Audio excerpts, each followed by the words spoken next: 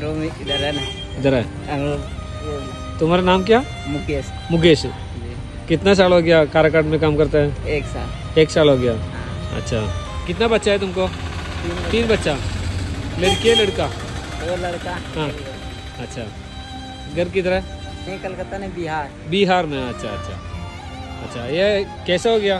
एक बच्चे से हो गया। बच्चे से हो गया। हाँ। अच्छा अच्छा, ये पिताजी के दिन पास में सुबह रात पैदल जाता है? हाँ, गाड़ी नहीं? गाड़ी नहीं है। अच्छा, इसलिए हम तुम्हारे ऐसे लेके आए. Okay, thank you. മുകേഷിനെ ഞാൻ ഇതിന് മുന്നേ പരിചയമുണ്ട് കേട്ടോ. അവന് പോലും അറിയാതെ അവനിങ്ങനെ നടന്നു പോകുമ്പോൾ ഞാൻ അവൻ്റെ വീഡിയോ ഇങ്ങനെ എടുത്തതാണ്. അവന് ജോലി ചെയ്യുന്നത് കാരക്കാടാണെങ്കിൽ കൂടി അവൻ താമസിക്കുന്നത് ഓങ്ങല്ലൂരാണ്. അപ്പോൾ ഞാൻ അവനെ വണ്ടിമ കൊണ്ടുപോയിട്ട് അവൻ്റെ റൂമിൽ ഇറക്കി കൊടുത്തു. അപ്പോൾ കാര്യങ്ങളൊന്നും കൂടി കൂടുതൽ അന്വേഷിച്ചറിഞ്ഞാണ് അവന് ഡെയിലി ഒരു 4 കിലോമീറ്റർ അങ്ങോട്ടും ഇങ്ങോട്ടും ഈ കാല് വെച്ചിട്ട് ജോലി ചെയ്യാൻ പോകും. നമ്മുടെ കാരക്കാട് ഒരു പൊട്ടിക്കുന്ന ഒരു ഗോഡൗണിലാണ്, ഇരുമ്പ് പൊട്ടിക്കുന്ന ഗോഡൗണിലാണ്. വളരെ ഭാരമുള്ളൊരു പണിയാണ്.